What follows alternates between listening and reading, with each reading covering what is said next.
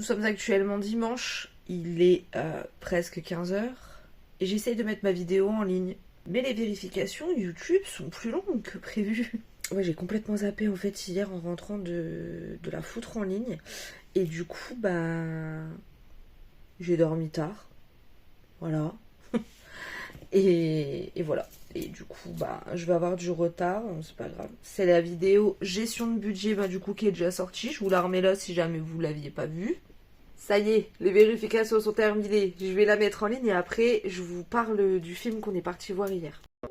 On est parti à l'avant-première de Jack Mimoun et les secrets de Valverde, qui est un film français. En fait, c'est une comédie d'aventure française, ok, avec Malik Bentala, avec Benoît Magimel, avec François Damiens. C'est un petit peu comme Indiana Jones à l'époque, quoi, mais version français et version comédie.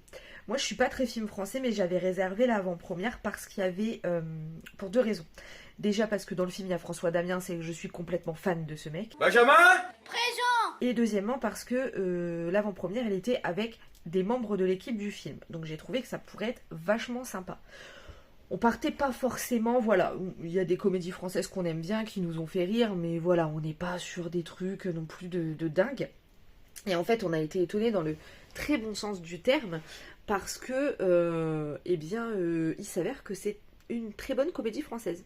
Voilà.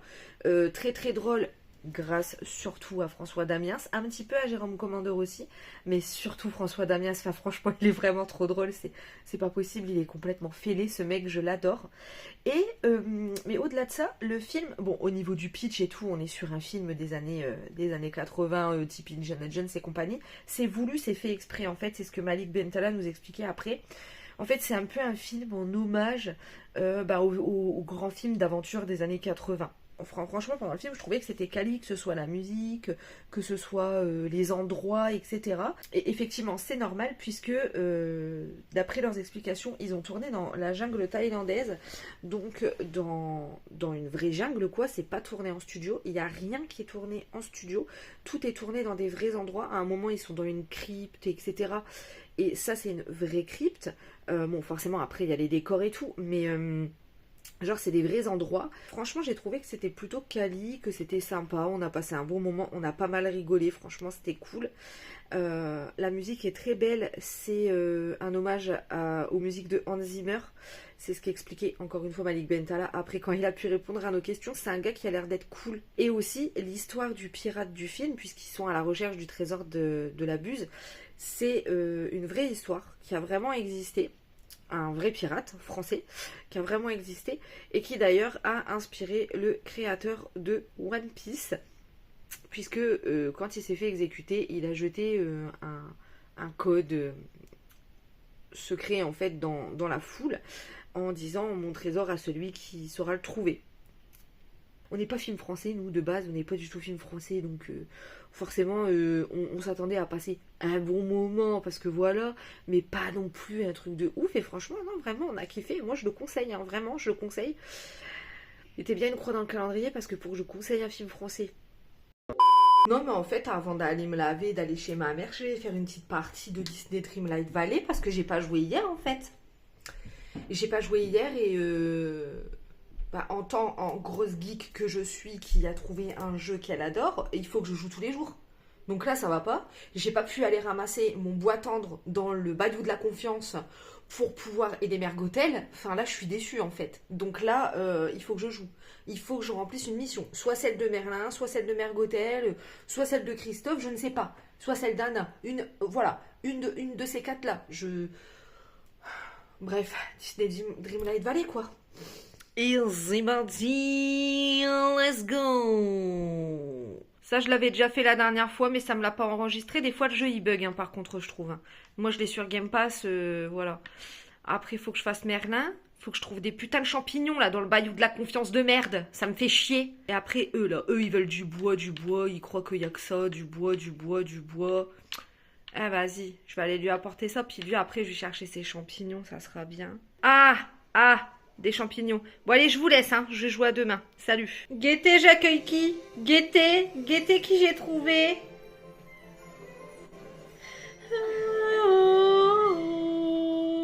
Bon, j'ai une gueule de cul sur la photo, ça changera pas dans la vie réelle.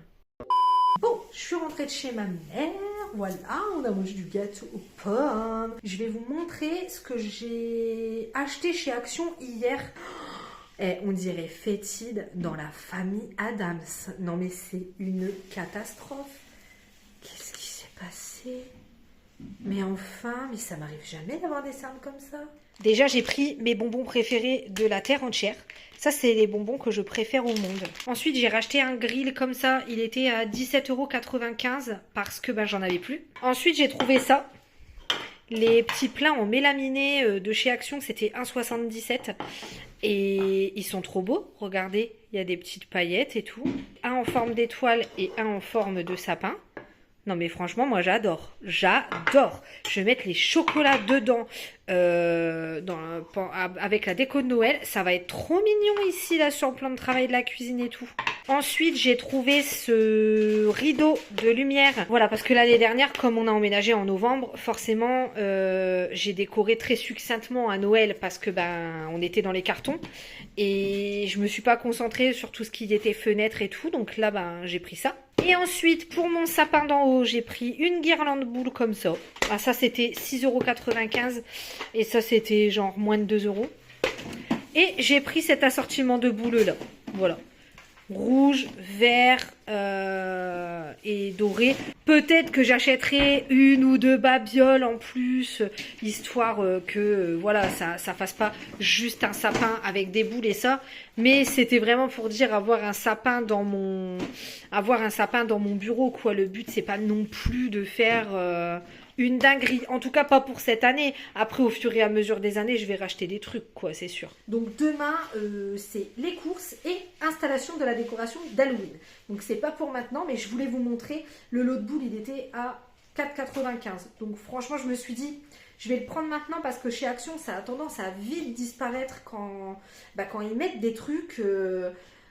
Même si Noël, c'est pas maintenant, ça a tendance à très vite disparaître et à pas forcément être réappro, donc c'est un peu chiant. Je me tâte de ouf, soit à commencer la série Dahmer, soit à me regarder Wedding Nightmare sur Disney+, parce qu'ils ont mis ça sur Disney+. Wedding Nightmare, c'est un film qu'on était allé voir avec ma mère il y a genre 1 ou 2 ans au ciné, et on avait grave kiffé, c'est un slasher, voilà. Et je me tâte, je crois que ça va être Wedding Nightmare. Là, dans mon challenge, pour celles et ceux qui me suivent sur Instagram, vous le savez, mais j'ai lancé un challenge pour Halloween qui s'appelle Halo LRT, voilà, et où en fait j'ai mis des catégories, donc il y a plusieurs catégories, je vous les mets là sur le côté, comme ça vous avez le temps de les voir. Donc à la base c'est un challenge de lecture, mais ça peut être aussi un challenge film, série, enfin bref on s'en fiche quoi, vraiment regarder, enfin vraiment s'éclater pour Halloween. Et moi j'ai fait 2 listes. J'en ai fait une avec les bouquins, où d'ailleurs j'en ai déjà 3 de terminés. En faire, mais ça ce sera la prochaine lecture commune, donc je vous en parle pas. Assoiffé, gros coup de cœur Assoiffé. Alors, comme je l'ai dit sur Insta, c'est cucu à souhait. Franchement, c'est cucu. C'est un mix entre Twilight, Harry Potter et Vampire Diaries. Donc c'est vraiment cucu, mais en fait, moi j'étais à fond dedans. Genre, je voulais trop savoir ce qui allait se passer, enfin...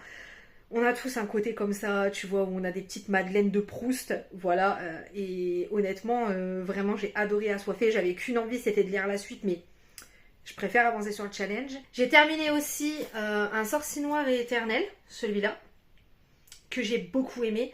Alors, c'est une réécriture de La Belle et la Bête aussi, donc il y a une très grosse vibe à Cotard, je trouve. C'était pas un coup de cœur, mais c'était pas une mauvaise lecture non plus. J'ai hâte de lire la suite. Je suis plutôt contente de l'avoir lu, même si c'est un pavé. C'était plutôt sympa. Sur toute la première partie, j'étais à fond dedans. J'étais très très page turner, et après j'ai repris un peu le taf, donc j'étais un peu plus longue. Mais les coups, il est sympathique. Et là, du coup, je me suis lancée dans celui-ci. Girl Serpenthorn. Pour l'instant, j'ai lu que le prologue, à voir. À voir si je suis à fond dans le livre. Après, je peux pas juger sur un prologue, donc voilà. Et ensuite, il me restera à lire dans le challenge. Donc là, du coup, ça fait que j'ai 1 mois pour lire 3 livres, donc j'ai largement le temps. Il me restera celui-ci que j'ai trop hâte de lire, The Corkscrew. Franchement, j'ai trop hâte. Et La Carte des Confins, volume 2, donc la fin de l'histoire, La Carte des Confins de Marie Repelin. J'ai hâte aussi, j'étais à fond dans le tome 1, vraiment, c'était hyper page turner, c'est très tourné sur la romance. J'étais à fond dedans, donc J'espère vraiment que ça va le faire. Et du coup, je m'étais fait une liste avec des films à voir aussi qui correspondaient à ça. Par exemple, il y avait dedans Practical Magic, que j'adore. Il y avait Hocus Pocus, donc j'ai fait le 1 et le 2. D'ailleurs, on va parler du 2 juste après. Entretien avec un vampire, j'ai adoré. J'avais jamais eu l'occasion de le voir, j'ai adoré. Et puis j'ai mis la série Dahmer aussi dedans. Et puis Scream, bien sûr. Mais ça, Scream, je me les garde pour vraiment... la dernière semaine d'octobre, vraiment la semaine d'Halloween quoi. J'ai regardé Hocus Pocus 2 à la sortie et j'ai adoré. Franchement j'ai adoré. J'ai trouvé qu'ils n'avaient pas dénaturé le premier. Il y a plein de clins d'œil à Hocus Pocus volume 1 dans le film. Les actrices elles sont toujours géniales. Les personnages sont toujours aussi géniaux. Le message de fin est très très beau. La chanson choisie pour cet opus, je la survalide. Je sais qu'il y en a qui ont été déçus, mais ils n'ont pas expliqué pourquoi. Et juste en disant j'en attendais trop, mais pas plus d'explications, mais j'aurais bien aimé parce que du coup, faut pas oublier qu'on est quand même sur un film qui à la base est sorti sur Disney Channel. Pour le 1, j'entends, c'était époque Disney Channel, hein, et on n'est pas non plus sur un chef-d'œuvre. Enfin voilà, c'est un film qu'on adore. Que moi j'adore, ça fait partie de mes films préférés parce que ça fait marcher ma nostalgie et que j'adore ce film. Maintenant, vous en espériez quoi? Ça, j'aurais trop aimé, tu vois, que les gens ils développent parce que, faut pas en attendre plus que ce qui est proposé en fait. On n'est pas sur une pâle copie du 1, donc ça c'est plutôt cool parce que j'avais un peu peur de ça. Franchement, moi j'ai grave validé Hocus Pocus 2, franchement j'adore. Grace, ma chérie. Bonsoir. Vous avez été tout à fait magnifique. Merci, Alex, ne vous avez rien. Bon, je suis en plein nettoyage de salle de bain, j'ai fait tout le bas. Et franchement, cette machine, vraiment... Alors vous allez dire, la meuf découvre le nettoyeur vapeur, qu'elle bouffonne, bien sûr que oui meuf. Mais franchement, c'est un truc de dingue, comment ça nettoie grave bien les joints. J'ai plus besoin de frotter là, faut juste je le passe, nanani nanana. C'est trop bien. Bon, honnêtement, je sais pas si vous avez vu grand chose parce que comme il y a la vapeur et tout, c'est hyper compliqué de filmer ça. Mais franchement, alors vous connaissez peut-être, vous en avez peut-être un et du coup voilà. Mais j'avoue pour la salle de bain, genre ici l'eau elle est calcaire à mort. Elle est calcaire as fuck. Faut trop que j'achète un adoucisseur pour que mon père il vienne me le poser. Et du coup sur le lavabo, là où il y a la bombe, là où il y a l'eau elle coule, j'ai du calcaire que j'arrive pas à retirer, que là j'arrivais pas à retirer, même avec du bicarbonate et tout. Et là j'ai passé la machine, genre c'est parti. Non franchement je ne regrette point mon achat. Alors là j'ai envie de dire que je ne le regrette point. À voir ce que ça va donner pour les fenêtres. Je vais pas les faire maintenant parce qu'il flotte sa mère tous les jours. Je suis plus que convaincue, j'ai envie de dire. Vu que je suis dans la salle de bain, je vais me faire un masque de cheveux. Déjà à la racine, je vais mettre ça de chez Pomelo. C'est pas du tout une collab, hein. C'est vraiment j'ai acheté les produits. Voilà, depuis que je les ai testés la première fois, je les rachète tout le temps. J'ai pris ça la dernière fois. C'est Matcha Herbal Tonic. C'est pour le cuir chevelu. C'est au basilic et à la sauge. Et ça aide en fait à apaiser le cuir chevelu. Et effectivement, je vois une diff quand je le mets. Donc je vais mettre ça en cuir chevelu. Et je vais mettre ça sur mes pointes. Ah, il est dur par rapport à cet été où il était mou.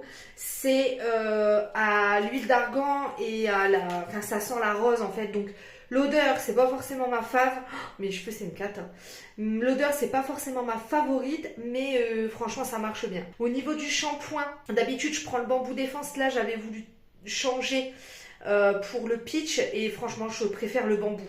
J'aime bien le conditionneur peach, franchement il est trop bien, mais pour laver mes cheveux je préfère le bambou parce que par rapport à mon cuir chevelu avec mon psoriasis etc, les plaques de sécheresse que je me mange et puis le fait que ça regraisse vite, je préfère le bambou défense. Donc là je vais faire ça. Donc voilà en termes de routine cheveux ce que je fais. Et pareil niveau cheveux, cette brosse là, comment je regrette trop pas de l'avoir achetée.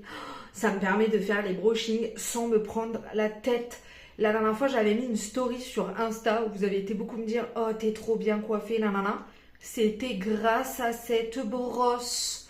A few moments later. C'est installé, ça pose. Bon, je vais sortir les décorations d'Halloween de Chouplaquer. Et voilà, c'est sorti. J'aurais plus qu'à les descendre. Tiens, une visiteuse.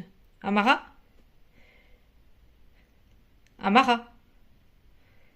Tu fais quoi? Tu fais quoi? Bon, j'ai tout sorti. Je n'ai aucune foutre idée de où mettre quoi en fait pour le moment. Je ne sais pas.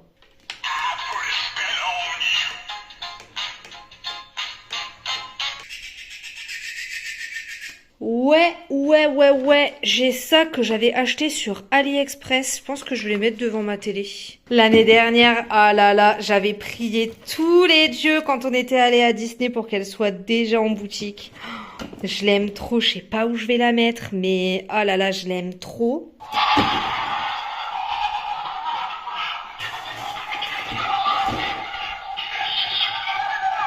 On adore. Ça fait très Phantom Manor. 1,000 years later. Donc déjà, les chauves-souris, je les ai mis sur ce mur. Franchement, j'aime trop. Il y a grave possibilité qu'elles restent toute l'année, quoi. Bisous, je m'envole. Ha, ha, ha. Donc ça, c'est un candélabre que j'avais trouvé chez Action à la période de Noël. Mais ouais, au final, je l'avais acheté pour Halloween. Enfin, c'était dans les décos de Noël à la base. Donc ça va, mon tourne-disque, du coup, il va un petit peu dans le... il va un petit peu dans le décor. Ça, c'était des grosses araignées que j'avais trouvées chez Jiffy. Tout ça, je l'avais trouvé chez Jiffy. Les bougies, elles viennent de chez Action. Je suis juste un peu deg parce que vraiment, j'aurais vraiment aimé faire un truc plus qualitatif. Mais c'est dur de trouver de la déco quali ici. Après, au niveau du piano, j'ai accroché ça. Ça fait très Phantom Manor. Franchement, j'adore. J'ai mis les petits trucs que j'avais eu chez AliExpress, quoi. Ensuite, ici, on est sur ma déco d'automne. J'ai juste rajouté le petit squelette. Mais ça, c'est la déco d'automne que j'avais faite début septembre. Que j'aime trop d'ailleurs. Elle est trop belle. J'aime trop cette guirlande. Je suis capable de la laisser toute l'année. Hein. Ou dans ma bibliothèque où il y a tous mes trucs Disney. Je verrai quand ce sera le moment d'enlever les décos d'Halloween. Sur mon éclairage, j'ai mis un autre squelette. Ensuite, dans le couloir, il y a Stolas qui reste toute l'année. J'ai juste ajouté ça. Je mettrai des bonbons dedans le jour d'Halloween. Puisque c'est un 31, ça sera un lundi, je serai de repos. Et j'ai mis tout au bout le truc là, effet ombre. Et là, normalement, c'est un miroir, mais j'ai mis ça. J'ai mis ça par-dessus. Petit truc d'Halloween, c'est sympathique. En gros, je vais vous ouvrir la fenêtre de la porte, comme ça vous allez voir comment ça rend.